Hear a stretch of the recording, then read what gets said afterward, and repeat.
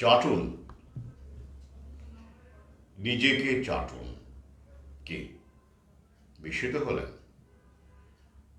আমরা তো সভ্য মানুষ, ব্যাপক চাটাচাটি করি। নেতাদের চাটি, মন্ত্রীদের চাটি, বসকে চাটি, মিডিয়াকে চাটি, প্রমোশনের জন্য চাটি, এমনকি প্রেমে সফল হওয়ার জন্য চাটাচাটি করি আর কি।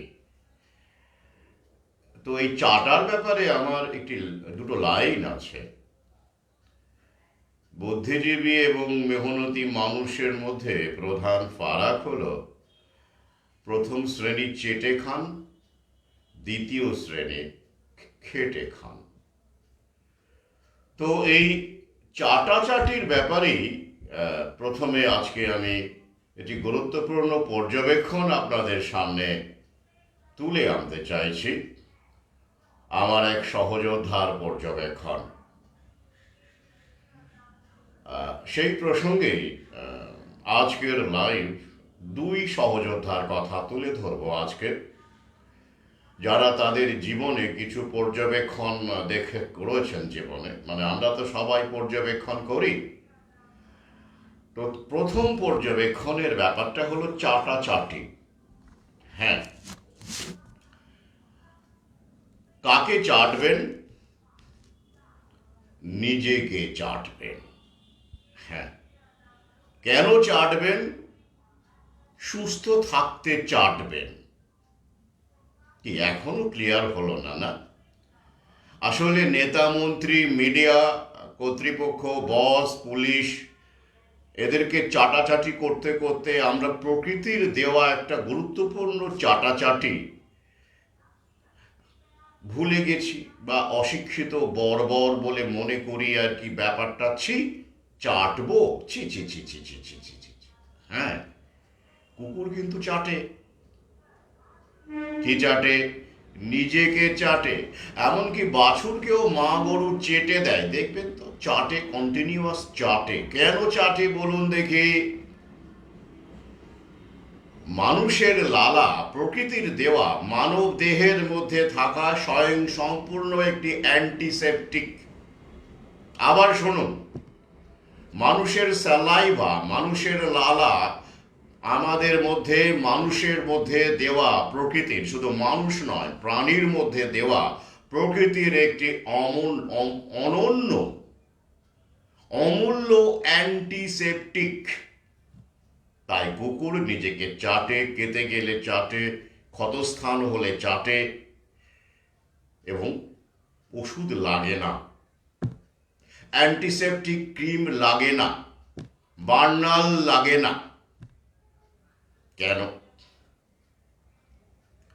মানুষের লালায় কিছু গুরুত্বপূর্ণ প্রোটিন এবং এনজাইম আছে, যেমন কি লাইসোজাইম, পেরক্সিডোজ, ডিফেন্সিনস, গুরুত্বপূর্ণ এনজাইম, যা ক্ষতস্থানের, যেখানে চাটা হয়, আপনি চাটবেন, কেটে গেছে বা ছড়ে গেছে বা রক্ত পড়েছে, সেখানে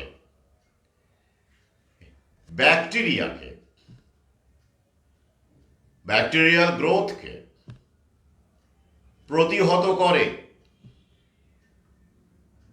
আগে হ্যাঁ, অ্যান্টিসেপটিকের কাজ করে ডিফেন্সেন্স, লাইসোজাইম, পেরক্সিডেজ, এইসব এনজাইম। কি কত বলবো বলুন তো আপনাদের? কত বলবো? বলতে বলতে আসলে কত কিছু বলার আছে, লেখার আছে সব সময়। ওই জন্য লাইভগুলো দীর্ঘ হয়ে যায়। আর কি আছে মানুষের লালায়, মানুষের স্যালাইভায়? নাইট্রেট আছে। নাইট্রেট, যা আপনি যখন আপনার ক্ষতস্থানকে চাটছেন, থুতু দিচ্ছেন বা লালা দিয়ে চাটছেন, আপনার চামড়ার সংস্পর্শে আসা মাত্র সেই নাইট্রেট নাইট্রিক অক্সাইডে পরিণত হচ্ছে, সেই নাইট্রেট নাইট্রিক অক্সাইডে পরিণত হচ্ছে, এবং ব্যাকটেরিয়াল গ্রোথকে প্রতিহত করছে, অর্থাৎ সেপটিক হওয়ার সম্ভাবনা নির্মূল করে দিচ্ছে। তাহলে কি, আরো একবার শুনুন, মানুষের লালায় শুধু তাই নয়, কুকুর যখন নিজেকে চাটছে তো এই নাইট্রিক অক্সাইডে পরিণত হচ্ছে এবং ব্যাকটেরিয়াল গ্রোথকে আটকে দিচ্ছে। শুধু তাই নয়, এই লালার মধ্যে এমন কম্পাউন্ড আছে যা স্কিনের গ্রোথকে স্বাভাবিক করে, হিলিং পাওয়ার আছে, সারিয়ে দেয়। এত এত গুণাবলী আছে আমাদের লালার মধ্যে, আমাদের স্যালাইভার মধ্যে। কিন্তু ওই যে আমরা সভ্য মানুষ, তো আমরা এসব জানি না। আমরা ব্র্যান্ডেড দামি ফার্মা কোম্পানির অ্যান্টিসেপটিক ক্রিমের খোঁজ করি, তাই তো ওদের ব্যবসা হয় এবং পরবর্তীতে একটা সুস্থ করতে গিয়ে আরো হাজারটা সমস্যা আমরা তৈরি করে ফেলি। তো কেন আজকে এই প্রসঙ্গ তুললাম? একজন মনে উস্কে দিলেন আমার এক সহযোদ্ধা পাঠক, তিনি অধ্যাপিকা, তিনি একটি ঘটনা দেখেছিলেন। এসব ঘটনা সৌভাগ্যবান মানুষের চোখেই পড়ে। আমরা তো দেখেছি, কিন্তু সবাই তো সব কিছু চোখ দিয়ে দেখে না, আবার সবার ভাগ্যে সব কিছু চোখে পড়েও না। এই যে এবং কুকুর, আমরা দেখেছি কুকুর দেখবেন নিজেকে চাটে, পা চাটে, পেট চাটে, বিভিন্ন জায়গা চাটে। বেড়ালও দেখবেন চাটে, গরুও দেখবেন চাটে। জিভ একটা আত্মরক্ষার বড় অস্ত্র, হাতিয়ার, প্রকৃতি প্রদত্ত। সেই জিভের মাধ্যমে স্যালাইভা সমগ্র শরীরে পৌঁছে দেওয়া যায়। কিন্তু সর্বত্র কি যায়? দেখবেন কুকুরের মাথায় বা এমন কোনো জায়গায় ঘা দেখেছেন যেখানে কুকুরের জিভ পৌঁছয় না, এবং এই ক্ষতস্থানের কারণেই কুকুর কিন্তু মারা যায় অনেক ক্ষেত্রে, যেখানে লালাটা পৌঁছতে পারছে না। খেয়াল করে দেখবেন এমন পোর্শনে ঘা হয় যেখানে সে চাটতে পারে না। কিন্তু এমন এমন কুকুরও আছে, মানুষের মধ্যে যেমন সবাই সমান নয় আর কি, বুদ্ধি বিবেচনায়, কুকুরের মধ্যেও কিন্তু সবাই সমান নয়। তাদের মধ্যেও রকম ফের আছে, চরিত্রের রকম ফের। দেখবেন খেয়াল করে, আমি কুকুরকে পথে ঘাটে গভীর রাত্রে যখন চলাফেরা করি, গভীর রাতের সাথে আমার অদ্ভুত একটা যোগ আছে। একা একা হাঁটি, তখন বহু কুকুরের সাথে আমার জানাশোনা হয়ে যায়। তো তাদের স্বভাব চরিত্রগুলো দেখবেন একরকম নয়। কেউ একটু অ্যাগ্রেসিভ, সে তাড়াতাড়ি করে খেতে চায়। অপর কুকুর দূরে দাঁড়িয়ে থাকে, সাহস পায় না লড়াই করার। সব কুকুর সমান নয়, অ্যাগ্রেসিভনেসের ক্ষেত্রেও সমান নয়, বুদ্ধির ক্ষেত্রেও সমান নয়, স্বভাবেও কিন্তু সমান নয়। They are also individuals if you study them properly.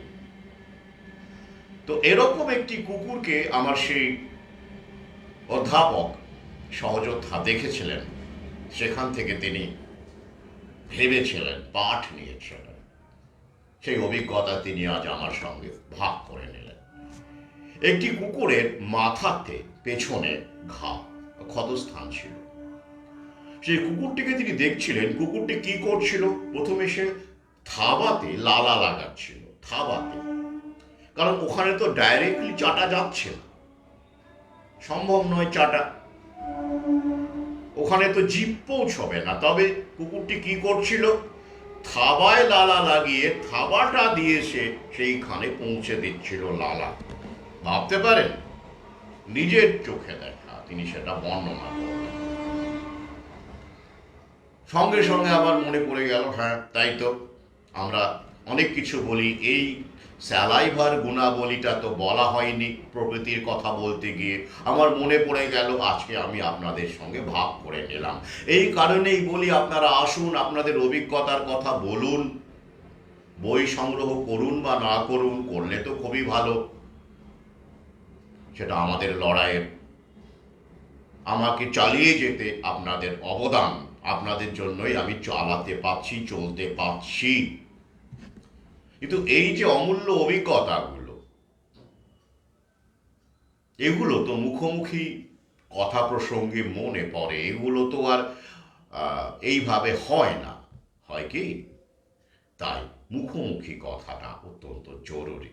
এ তো গেল একটা অভিজ্ঞতার কথা। তাহলে কি বুঝলেন, কি শিখলেন? হাতে কেটে গেলে, ছড়ে গেলে নির্লজ্জ হয়ে যান। দেখবেন এমনিতেই কিছুক্ষণ পরে রক্তটা বন্ধ হয়ে যাবে। তারপরে চাটুন। কি লজ্জা লাগছে না? চাটুন, চেটে দিন আপনার সন্তানকে, তাকেও শেখান সেটা। লজ্জার কিছু নেই। প্রকৃতির আমাদের শরীরের দেওয়া, শরীরের মধ্যে থাকা সবচেয়ে কার্যকরী অ্যান্টিসেপটিক। একটা গেল এক সহযোদ্ধার গল্প, পর্যবেক্ষণ থেকে তিনি এটা দেখেছেন। এবার আরেক সহযোদ্ধার কথা বলি। পেশায় কলকাতা পুলিশের সার্জেন্ট।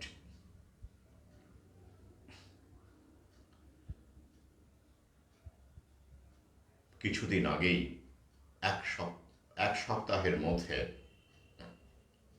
তিনি তার দুই আপনজনকে, দাদা এবং দিদিকে হারিয়েছেন। কেন হারিয়েছেন, কি বৃত্তান্ত, আসছি এক এক করে। এই কলকাতা পুলিশের সার্জেন্ট, যিনি আজকে আমার সাথে দেখা করতে এসেছিলেন, মোড়ক উন্মোচনেও এসেছিলেন, তখন ভালো করে কথা বলার সুযোগ ঘটেনি। তিনি করোনা ভ্যাকসিন নেননি। কেন? আমার কথা শুনে বা অন্য কারো কথা শুনে, ভিডিও দেখে? না না না না, তার নিজস্ব পর্যবেক্ষণ, বিচার বুদ্ধি প্রয়োগ করে তিনি সিদ্ধান্ত নিয়েছিলেন। তারপরে তিনি তন্ন তন্ন করে ইউটিউব খুঁজেছিলেন। তখন তো আমার ফেসবুক বন্ধ ছিল, মাঝখানে প্রথম চ্যানেলও তো উড়িয়ে দিয়েছিল। খুঁজেছিলেন, যাই হোক, খুঁজতে খুঁজতে খুঁজতে খুঁজতে তিনি আমাকে পেয়ে যান। তারপরে আমাকে ভালো লেগে যায় তার, তিনি আমাকে ভালোবেসে ফেলেন। তিনি আমাকে গুরুজি বলে সম্বোধন করেন। কেন করেন? আসছি এক এক করে। তাহলে তিনি কেন এই, তার মানে আমি গুরুজি বলে সম্বোধন করেন বলে আমি খুব প্রীত, এমন খুশি কিছু নয়। আমি তাকে বলেছি, কিন্তু তাতে সে তৃপ্তি পায়, এই পর্যন্তই। আমি কারো গুরু নই, কিন্তু কেউ কেউ আমাকে তো ভালোবাসেন, সেটাকে তো আমি তাদেরকে এই কারণে তাদেরকে আমি কোনো নেতিবাচক কথা বলতে পারি না। শুধু আমি আমাকে ঠিক রাখি, সেটাই বড় কথা, সেটাই একমাত্র জায়গা আমার কাছে। I know who I am and what I should do for the people and for the struggle I am in. Kolkata পুলিশের সার্জেন্ট বাইকে করে ঘুরে বেড়ান, ডিউটি পরে। 2020 সালের কথা, মাঝামাঝি সময়, তখন লকডাউন চলছে, ভয়ঙ্কর অবস্থা, চারদিকে আইসোলেশনের খবর, করোনার খবর, মিডিয়ার প্যানিক, রাস্তাঘাটে মানুষ বেরোতে পারছে না, বেরোলেও সেই মাস্ক, পুলিশ রাস্তায় পায়। তখন কে কাদের দখলে? পুলিশের দখলে। কেন? মাস্ক বিধি প্রয়োগ করা এবং লকডাউনকে সফল করবার জন্য পুলিশ তখন রাস্তায় নজরদারি। সেই সময় সায়েন্স সিটি এলাকায় তার ডিউটি ছিল। সেখানে কাছেই এক আইসোলেশন সেন্টার ছিল। সেখানেই তিনি দেখতে পান একটি নারী, মধ্যবয়সী নারী, সিঁড়ি দিয়ে উঠতে গিয়ে পড়ে যান সেখানে। কিন্তু তাকে তুলতে কেউ এগিয়ে আসে না। কেন? ওটি একটি আইসোলেশন সেন্টার পাশেই, এবং সেই নারীটি আইসোলেশন সেন্টারে আছেন করোনার কারণে, তাকে আইসোলেট করে রাখা হয়েছিল, কোনো কারণে নিচে নেমেছিলেন, উঠতে গিয়ে পড়ে গেছেন। তো তাকে কেউ তুলছে না। কেন তুলছে না? করোনা। ওরে বাপ রে বাপ, পুলিশ তখন চারদিকেই, কোনো পুলিশ এগোচ্ছে না। তখন এই আমার সহযোদ্ধা এগিয়ে যান। কিন্তু সেই সহযোদ্ধা তখনও কিন্তু বাড়িতে সব কিছু ধুয়ে, স্ত্রীও তেমনই ছিলেন, সব সময় ধুয়ে স্নান করে বাইক ধুয়ে ভেতরে ঢুকতেন। কিন্তু ওই দৃশ্যটি দেখে সে আর নিজেকে কন্ট্রোল করতে পারেনি। তার ভেতরে সে আমাকে বলছিল যে, গুরুজি, আমার তখন একটা ফেড আপ অবস্থা হয়ে যাচ্ছিল যে এইভাবে কি করে বাঁচা যায়। সব সময় ধোয়া, হাত ধোয়া, স্যানিটাইজ করা, বাইক স্যানিটাইজ করা, স্নান করা, জামা কাপড় স্যানিটাইজ করা, এইভাবে কি বাঁচা যায়? আমার মধ্যে কেমন যেন একটা গুমড়ে মরছিল কিছু। তো ওই দৃশ্য দেখে আমি আর থাকতে পারিনি। মহিলাটি পড়ে আছে, কেউ নেই। করোনার কারণে তাকে কেউ ছুটছে না, কেউ তাকে তুলছে না। তাকে হাসপাতালে নিয়ে যাওয়া কথা বা উপরে পৌঁছে দেওয়া বা চিকিৎসার কথা কেউ শুনছে না। তো আমি মহিলাটিকে ধরি, তুলি। ইতিমধ্যে পিপিই কিট পরা সব লোকজন উপর থেকে নেমে আসে। পিপিই কিট পরা টোটাল। তারা আমাকে বকাবকি করে। আমার বস, যিনি ডিউটিতে ছিলেন, আমার কর্তৃপক্ষ, তিনি আমাকে বকাবকি করেন, কেন এসব করতে যাচ্ছ? উত্তরে বলেছিলেন, এটা মানবিকতায় থাকবো কি করে স্যার, আমি দেখতে পাবো, এই দৃশ্য দেখা যায়, মানুষ তো আমি। যাই হোক, তারপরে কাহিনী কি, তার সঙ্গী সাথীরা, তার সঙ্গে যারা ছিলেন, বলল স্যানিটাইজ করতে, পুরোটাকে ওই জানেন তো ট্যানেল ফানেল কত রকম ছিল, করতে হবে। তখন সে বেপরোয়া। ওই দৃশ্য দেখার পর এমনিতেই তো তার মানে মানুষের সঙ্গে এরকম, সে বলো আমি করবো না স্যানিটাইজ। এবার বস তাকে কাছে ঘেঁষতে দিচ্ছে না, দূরে থাকছে বলছে। অফিসে যখন দেখা করতে গেল পাশেই, দেখে পালাচ্ছে। ভাবুন কি রকমের প্যানিক তখন। সহকর্মীরা তার থেকে দূরত্ব মেনটেন করা শুরু করলো সেই সময়। এবং তাকে যে বাড়ি পৌঁছে দেওয়া, বা সে যে তিনি যে বাড়ি যাবেন কি করে রাতের বেলা, সেটারও কোনো রকম দায়িত্বের ব্যাপার নেই। কেউ বললো না, গাড়ি দেওয়া যাবে না, আপনি স্যানিটাইজ করছেন না, গাড়ি টাড়ি কিচ্ছু দেওয়া যাবে না, আপনি যা বুঝেন বুঝে নিন।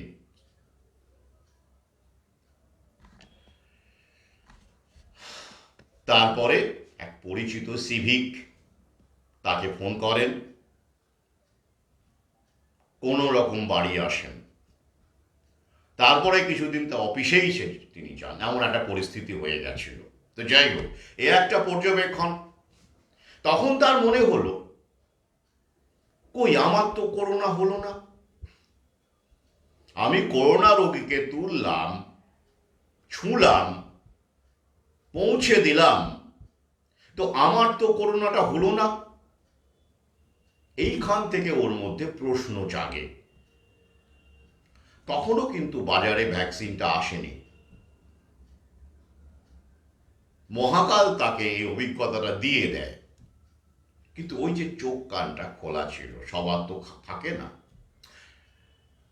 তারপরের ঘটনা কি হলো, তারই এক পরিচিত ড্রাইভার, কন্ট্রাকচুয়াল ড্রাইভার, পুলিশের গাড়ি চালায় দেখবেন, তাদেরকে ওই সময় টেস্ট রিপোর্ট জমা দিতে হতো। করোনা টেস্ট, নেগেটিভ চাই, নেগেটিভ চাই, নেগেটিভ চাই তবেই ডিউটি, নেগেটিভ চাই তবেই ডিউটি। তো স্বাভাবিক টেস্ট করতে হতো। এইবার সেই ড্রাইভারের, সে তো কাঁচু মাচু মুখে তাকে বলল, আমার তো গেল, আমার তো, ওদের তো আবার পার ডে বেসিসের ব্যাপার থাকে, উপার্জনের ব্যাপার থাকে, আমার তো গেল, আমার পজিটিভ এসেছে। এবার আমার জানতে পারলে তো আমাকে একেবারে মানে আইসোলেশনে পাঠিয়ে দেবে, কি করব, অথচ রিপোর্ট আমাকে জমা দিতেই হবে, প্রতিদিন করে রিপোর্ট জমা দিতে হচ্ছে, নাহলে তো আমাকে তো পাঠিয়ে দেবে আইসোলেশনে। সে তো মারাত্মক ভয়। তখন তো জানেন কি পরিস্থিতি, পজিটিভ হলে কি করা হতো। তখন এই আমাদের সহযোদ্ধা বুদ্ধি খাটিয়ে বলেন, ওই যে তার একটা অভিজ্ঞতা আছে, সকালে টেস্ট করেছিস, তুই একটা কাজ কর তো, আরেকবার বিকেলের দিকে গিয়ে টেস্ট কর, কি হয়। কেন, কর না, করে দেখ না। এবারে টেস্ট করলো, নেগেটিভ। কি বুঝলেন খেলাটা কি ছিল? অ্যাট র্যান্ডম কখনো কখনো যাচ্ছে তাই করা হয়েছে, মানুষের সাথে যাচ্ছে তাই করা হয়েছে। এ নিয়ে আমি তখন ভিডিও করেছিলাম।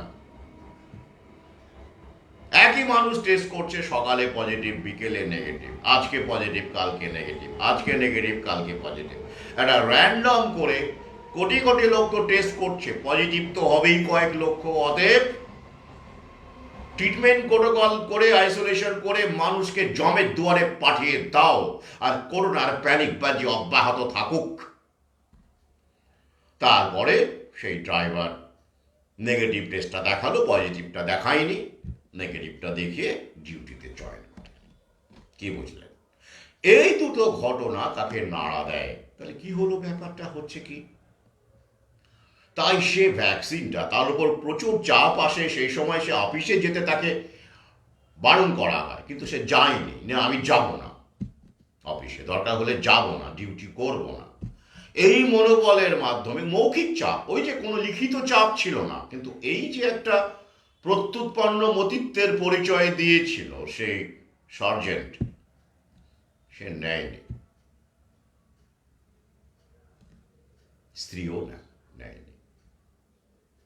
কিন্তু সবাই তখন সে দুঃখ করে বলছে যে সেই সময় তো আমি আপনাকে চিনতাম না, তাহলে আমি অনেক মানুষকে, আমার অনেক সহকর্মীকে, কোনো তথ্য প্রমাণ ছিল না, আরটিআই ছিল না, আমাদের কাছে কিছুই ছিল না, আমার মুখের কথায় কজন বিশ্বাস করবে, তাই আমি পারিনি। তারপরে আমি খুঁজতে শুরু করলাম যে এমন কোনো কেউ আছে কি যে এই বিষয়গুলো নিয়ে বলছে, তথ্য সহকারে বলছে, এমন কি কেউ আছে? তারপরে তিনি খুঁজতে খুঁজতে আমাকে পেয়ে যান, ইউটিউবে পেয়ে যান। বাকিটা ইতিহাস, বাকিটা ইতিহাস। কিরকম? প্রথম সন্তানকে সে সব কটা ভ্যাকসিন দিয়েছে, 1,00,000, 10 না 15,000 টাকা খরচা হয়েছে তার, 5,000 টাকা করে, 6,000 টাকার কমে ভ্যাকসিন নেই। হ্যাঁ, তারপরে যখন দ্বিতীয় সন্তান, তাকে ভ্যাকসিন দেওয়া, জন্মের পরে, ওই সময় তো আমাকে পাইনি, এখন তার বেশ বছর, এখন ঠিক বয়সটা আমি জানি না, তবে হ্যাঁ বছর 2-3 তো হবেই, এরকম বছর 2 তো হবেই। তো তাকে আর একটা ভ্যাকসিনও দেয়নি সে, এবং সে নিজে বলছে যে আমার এই ছোটটি বড়টির তুলনায় অনেক বেশি প্রাণবন্ত, শক্তিশালী, স্ট্রেংথ বেশি, তার এটা পর্যবেক্ষণ। এখন সে সম্পূর্ণ প্রাকৃতিক ভাবে জীবনযাপন করে, ফার্মা কোম্পানি থেকে শতহাত দূরে, খাদ্য থেকে শুরু করে সব কিছু। তিনি সস্ত্রীক এসেছিলেন 2 কন্যাকে সঙ্গে নিয়ে। শুধু তাই নয়, ইংরেজি মিডিয়ামে পড়াচ্ছেন ডায়োসিসে। তিনি ঠিক করেছেন সন্তানদের বাংলা মিডিয়ামে নিয়ে আসবেন। আমার সঙ্গে সে ব্যাপারে পরামর্শ হয়েছে, আমি তাদের বলেছি কোনো সন্দেহ, সঠিক সিদ্ধান্ত, ইংরেজিটা বাড়িতেও শেখানো যায়, সে ব্যবস্থা আমি করব, কোনো মাধ্যমে করব। আমার পরিচিত অনেক শিক্ষক আছেন, বাড়িতে গিয়ে পড়াবেন। শুধু ডিসিপ্লিনটার জন্য একটা স্কুল, সেটা অবশ্যই একটা অভ্যেস, স্কুলে যাওয়ার অভ্যেসটা বজায় রাখার কারণে তুমি দিতে পারো। কারণ যারা এখন ইংলিশ মিডিয়ামে লক্ষ লক্ষ টাকা খরচ করে ছেলে মেয়েদের পড়াচ্ছেন, পরবর্তীতে তাদের এই সমস্ত ইনভেস্টমেন্ট জলে যাবে, সব জলে যাবে। আমি বহু আগে বলেছি যে সময় আসছে। স্কিল যদি থাকে কারো, আলাদা কথা, টপ লেভেলের মেশিন লার্নিং বা কোনো কিছু এআই ফিট করার মতো কাজকর্ম যদি করেন, ভালো কথা, নইলে ওই পেছনে ব্যাগ নিয়ে ওই সব করতে হবে আর কি, আমাজন, জোম্যাটো, ব্লিঙ্কিট এসব করতে হবে। তার জন্য অত লক্ষ লক্ষ টাকা ইংলিশ মিডিয়ামে ব্যয় করে কি হবে বলুন তো? কি হবে? ওই তো পেশা থাকবে। আমি টপ লেভেলের কথা বলছি না, যে মধ্যবিত্ত, একটা 1% থেকে 2% যারা টপ লেভেলে চলে যেতে পারবেন, তাদের যোগাযোগকে কাজে লাগিয়ে, তাদের কথা বলছি না। আমি বাকিদের কথা বলছি, এটা সঠিক, আমি তাই বলছি। যারা লক্ষ লক্ষ টাকা খরচ করে ইংলিশ মিডিয়ামে পড়াচ্ছেন বছরে, তারা ভাববেন আগামীতে এই ইনভেস্টমেন্ট, এই ডিগ্রি, এই কিছু আগামীতে কিন্তু কাজে আসবে না। একটা সময় ছিল ইংরেজি মাধ্যমে পড়াশোনা করা মানে অন্তত চাকরি বাকরির ব্যাপারগুলো ঠিক ছিল, হতো টতো। এখন সে আর যুগ নেই, এখন সবাই ইংরেজি মিডিয়াম। তখন এত এত হয়ে যাবে, তখন আর কোনো ফারাক থাকবে না, মানে এত এত সাপ্লাই হয়ে যাবে। তাই স্কিলের দিকে শিখুন, স্কিলের দিকে খরচ করুন পরের দিকে। আর ছেলে মেয়েদেরকে প্রাকৃতিক পন্থায় জীবনযাপন করার অভ্যেস করুন, তাহলে অনেক খরচ বেঁচে যাবে, অনেক কমে বাঁচতে পারবে তারা। লাইফস্টাইলের পেছনে ধাওয়া করে ফার্মা লবের খপ্পরে পড়ে যত টাকা লাগে জীবনযাপন করতে, যদি প্রাকৃতিক পন্থায় ফিরে থাকেন, তাহলে আপনার অনেক কমে জীবনযাপন, স্বাস্থ্যবান জীবনযাপন করতে পারবেন, স্বাস্থ্যকর জীবনযাপন করতে পারবেন। তো সেই কলকাতা পুলিশের সার্জেন্ট তখন আমাদের মতো মানুষের সাথে তার আলাপ হয়নি। বললাম না, কত পেশা থেকে কত মানুষ। আর সেই সময় তো আমাদের প্রোফাইলগুলো সব ব্লক করে দেওয়া হচ্ছিল, প্রথম চ্যানেল উড়িয়ে দেওয়া হচ্ছিল। কত মানুষ আমাদের খুঁজেছেন সেই সময়, হয়তো আমাদের পাননি, আর পেলেও দেরি করে পেয়েছেন। অনেকেই তো বলেন আমাকে যে স্যার আপনাকে পেতে দেরি হয়ে গেছে। তারা প্রাকৃতিক পন্থায় ফিরেছেন, কিন্তু ওই যে অনেককে বলতে পারেননি, সুযোগ পাননি, তাদের কথা শুনেনি, যেমন এই ক্ষেত্রে হলো। তাহলে কি খবর এখন আমরা পেলাম তার কাছ থেকে? তার এক দাদা, জ্যাঠটুটো দাদা, নিজের জ্যাঠটুটো দাদা, লিভার এর সমস্যায়, লিভার অকেজো হয়ে গিয়েছিল। ওই যে স্পাইক প্রোটিনের লীলা, মারা গেলেন। এক সপ্তাহের ব্যবধানে দুটি মৃত্যু, মারা গেলেন। এবং লক্ষ লক্ষ টাকা ব্যয় করেও তাকে বাঁচানো গেল না। ফার্মা লবের মুনাফাতে হরিয়ালি লাগিয়ে তিনি চলে গেলেন। আর কে? তার প্রায় সমবয়সী এক দিদি, 2-3 মাসের বড়। দাদার বয়স 41, যিনি চলে গেলেন, আর দিদির বয়স এই 36 এরকম হবে, মানে তারই বয়সে। তার কি হলো? ব্লাড ক্লট এমন হয়ে গেল, রক্ত সংবহন, সার্কুলেশন বন্ধ হয়ে গিয়েছিল, শিরা ফেটে রক্ত। সেই আমি ডিটেল বর্ণনায় গেলাম না, কোনো দরকার নেই।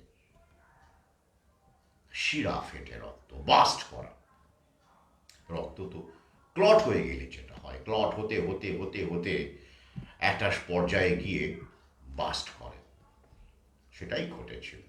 সেখানেও লক্ষ লক্ষ টাকা ব্যয় করেও তাকে বাঁচানো গেল না। কিন্তু তিনি কেন বেঁচে গেলেন? তিনি কেন নিলেন না করোনামৃত? ওই যে সেই মধ্যবয়স্কা নারী যিনি সিঁড়ি থেকে পড়ে গিয়েছিলেন, সেই সময় ঘটনার চক্রে, মহাকালের লীলায় সেই সময় তিনি উপস্থিত ছিলেন এবং তিনি মহিলাকে ধরেছিলেন, তুলেছিলেন, ছুঁয়েছিলেন। সেইখান থেকে তার মগজ প্রশ্ন করেছিল, কই আমার তো হলো না, তাহলে ব্যাপারটা কি? আর এই কারণেই সেই সময় মানুষ করোনাকে ভয় পাইয়ে, যাতে করে সেবা শুশ্রূষা মানুষ বাড়িতে না করতে পারে, ভয় পাইয়ে হাসপাতালে পাঠানোর ব্যবস্থা করা হচ্ছিল, যাতে করে মানুষ বুঝে যাবে তো আপনজনকে ছুঁয়ে ফেললে কই আমার তো হলো না। কেউ কেউ এভাবেই বুঝেছিলেন, কিন্তু অনেকেই, বেশিরভাগই বোঝেননি। তো এই যে ব্যাপারটা, তাই যাতে করে প্রথম থেকেই বিচ্ছিন্ন করে দেওয়া যায়, আইসোলেট করে দেওয়া যায়, ছোঁয়াছুঁয়ির পর্বটা যাতে না হয়, তার জন্য এই জায়নির শক্তি আমাদেরকেই আমাদের বিরুদ্ধে লেলিয়ে দিয়েছিল। আমার মাসে মাসে রক্ত গরম হয়ে যায়, কিন্তু পরবর্তী মনে হয় এটাই তো সিলেকশন, প্রকৃতির সিলেকশন, প্রকৃতির নির্বাচন, প্রাকৃতিক নির্বাচন। মানুষকে বুদ্ধি দিয়েছে প্রকৃতি, বুদ্ধিকে প্রয়োগ করবে না মানুষ, উপলব্ধিকে কাজে লাগাবে না মানুষ, কেন লাগাবে না? না লাগালে এই তো এই সহযোদ্ধা, ওই যে বললাম মোড়ক উন্মোচন অনুষ্ঠানেও এসেছিলেন তিনি, কিন্তু আমি এতই ব্যস্ত ছিলাম যে সময় দিতে পারিনি। আমি এই কারণেই বইমেলায় প্রতিদিনই থাকছি। আজকে অনেকে এসেছিলেন, অনেক ছবি এসেছে আমার কাছে, আমি কালকে পোস্ট করব। অনেকে এসেছিলেন, অনেকের সাথে কথা হলো। তো আবার আহ্বান রাখছি, প্রাকৃতিক পন্থায় ফিরে আসুন। যারা নিয়ে ফেলেছেন, এমন অনেকেই আমার সঙ্গে সংস্পর্শে আছেন। তারা বিভিন্ন প্রশ্ন করেন, দেখা হলে শারীরিক অসুস্থতার ক্ষেত্রে, ছোটোখাটোর ক্ষেত্রে প্রশ্ন করেন। এখনো বড় কোনো সমস্যায় তারা পড়েননি। প্রার্থনা করি তারা সুস্থ থাকবেন এবং তারা যে পন্থা দিয়ে জীবনযাপন করছেন, হেসে তো উড়িয়ে দিচ্ছেন না, করছেন, কিন্তু এই যে অনেকে আছেন নিয়েও তারা ওই হেসে উড়িয়ে দিয়েছেন, পাত্তাই দেননি, দূর। যাই হোক, তো এরকম অনেক প্রিয়জন বিয়োগের কথা শুনলাম, আগামীতেও শুনবো। মানসিক প্রস্তুতি রাখুন, আমি বারবার করে বলি, মানসিক প্রস্তুতি রাখুন। আর বইমেলায় এ পক্ষ ও পক্ষ প্রচুর দেখতে পাচ্ছি, মানুষ পক্ষ দেখতে পাচ্ছি না। রাজনৈতিক পত্রপত্রিকার স্টল, রাজনৈতিক দলাদলি, ভাষার দলাদলি, এ পক্ষ ও পক্ষ, স্বেচ্ছাসেবক নিয়ে ব্যাচ লাগিয়ে, রিবন লাগিয়ে ঘুরে বেড়ানো পক্ষ দেখতে পাচ্ছে। মানুষ পক্ষ কোথায়? ঘোর দুর্দিন এখন আমাদের পৃথিবীর। আবার অন্যভাবে দেখতে গেলে বলবো, এখন এই ধ্বংস কার্য থেকে, ধ্বংস লীলা থেকে সবুজ ঘাস উঁকি মারার সময়, যেটা আমরা ধ্বংসস্তূপের ভেতর থেকেই তো সবুজ ঘাস উঁকি মারে, আগামীর কথা বলে, জন্মের কথা বলে, সুবাসের কথা বলে। তো আজকের লাইভ এই কারণেই, কারণ প্রতিদিনই তো কিছু না কিছু ঘটবে, ভাবলাম আপনাদের সঙ্গে শেয়ার করে নিই, তারা ছোট কোনো লাইভ করে, কারণ পরে সময় থাকবে না, হয়তো ভুলেও যেতে পারি এত এত ঘটনা। আর পরিশেষে আবার বলবো, স্টলে আসুন, 148 নম্বর স্টল, গেট নাম্বার 2। কথা বলুন, ঘুরে যান, বই সংগ্রহ করুন। প্রত্যেকের বাজেট মতো বই এখানে রয়েছে আমার কাছে, এমন নয় যে সব বইয়েরই দাম বেশি। সাধ্য না থাকলে আমাকে বলুন। আর একটা কথা, যারা এখনো আমার সাথে দেখা করেননি, এখনো হোয়াটসঅ্যাপে বিভিন্ন রকমের আরটিআই চাইছেন, বিভিন্ন রকমের হেল্প চাইছেন, ভ্যাকসিনের সাইড এফেক্ট জানতে চাইছেন, আবার নিয়ে জানতে চাইছেন, তাদের অনুরোধ করব, আপনারা মুখোমুখি অন্তত একবার আসুন। নইলে এইভাবে ছবি নেই, কিছু নেই প্রোফাইলে, এইসব সেন্সিটিভ বিষয়, ভ্যাকসিনের বিষয়, এসব বিষয় নিয়ে আপনাকে ফোন করব না, আমি সেই বিষয়টা এখন অ্যাভয়েড করছি, বিভিন্ন অভিজ্ঞতার ফলে অ্যাভয়েড করছি। তো আপনাদের কাছে যদি এইসব ইনফরমেশন বা তথ্য খুব গুরুত্বপূর্ণ বলে মনে হয়, কারণ এগুলো লাইফ সেভিংয়ের ব্যাপার আর কি, তাহলে আপনারা নিশ্চয়ই আমার সাথে দেখা করবেন, অন্তত একবার জীবনে। অনেকেই দেখা করেছেন। আর যদি না করেন, এভাবেই করেন, তাহলে বুঝবো যে আপনাদের কাছে প্রয়োজনটা তেমন গুরুত্বপূর্ণ নয়, আমাকে টেস্ট করছেন বা অন্য কোনো উদ্দেশ্য আছে আপনাদের।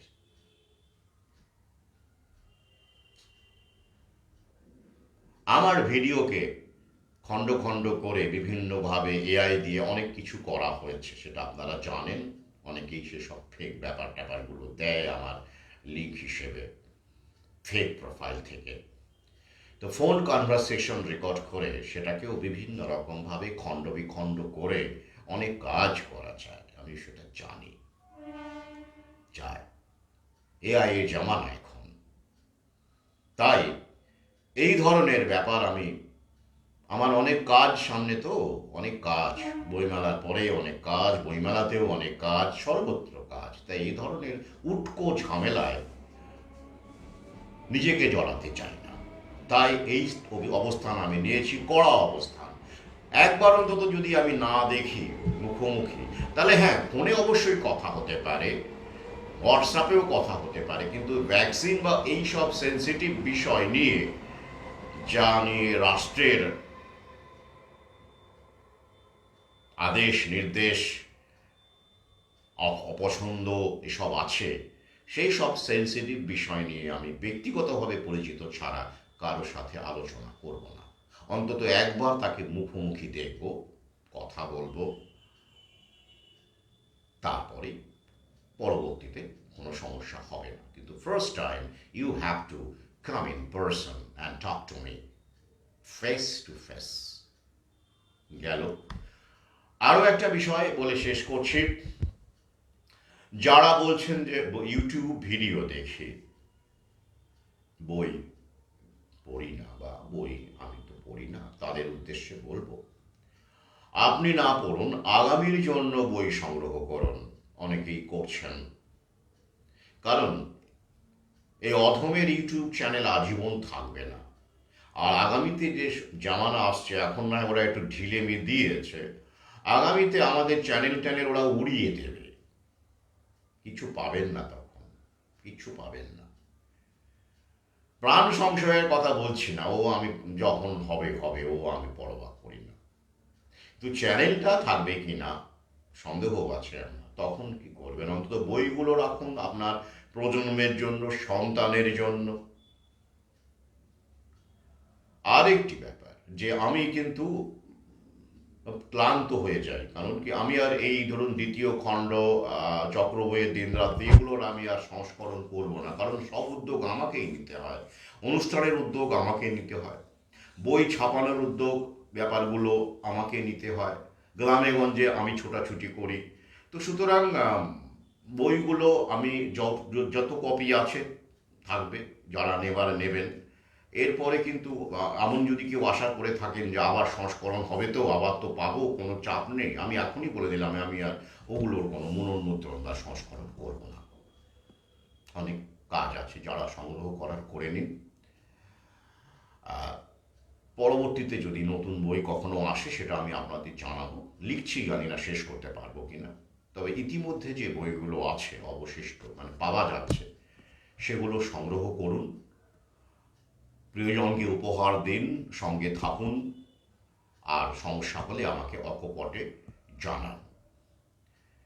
তো কালও আমি থাকছি, যথারীতি আমি 1-1:30টার মধ্যেই পৌঁছে যাব। Stall number 148, gate number 2, Salt Lake Central Park. এবং আমার সাথে আপনারা আপনাদের সে সময়কার পরিস্থিতি কীভাবে সামলেছেন, কি ফেস করেছেন, সেগুলো অবশ্যই আমার সঙ্গে ভাগ করে নেবেন। এবং অন্যান্য ব্যক্তিগত প্রশ্ন, স্বাস্থ্য সংক্রান্ত প্রশ্ন, ভ্যাকসিন সংক্রান্ত প্রশ্ন, কি খাওয়া উচিত বা কি খাওয়া উচিত নয়, বা অন্যান্য স্বাস্থ্য সংক্রান্ত প্রশ্ন, বা আমার বই পড়তে গিয়ে যদি কোনো প্রশ্ন থাকে আপনাদের মধ্যে উদিত হয়, সেই প্রশ্নগুলো করুন। এবং আজকেও যেমন এক সহযোদ্ধা তিনি বললেন যে মার্চে তিনি একটা সভার উদ্যোগ নিচ্ছেন তার গ্রামে, তো সেখানেও আমি যাব, অবশ্যই তাকে কথা দিয়েছি। তো এই ধরনের উদ্যোগের বিষয়গুলো আমার সঙ্গে কথা বলুন, আলোচনা করে নিন, যাতে করে আমার প্ল্যানিংগুলো করতে সুবিধে হয়। তো আজ এই পর্যন্তই। সঙ্গে থাকুন। শুভরাত্রি।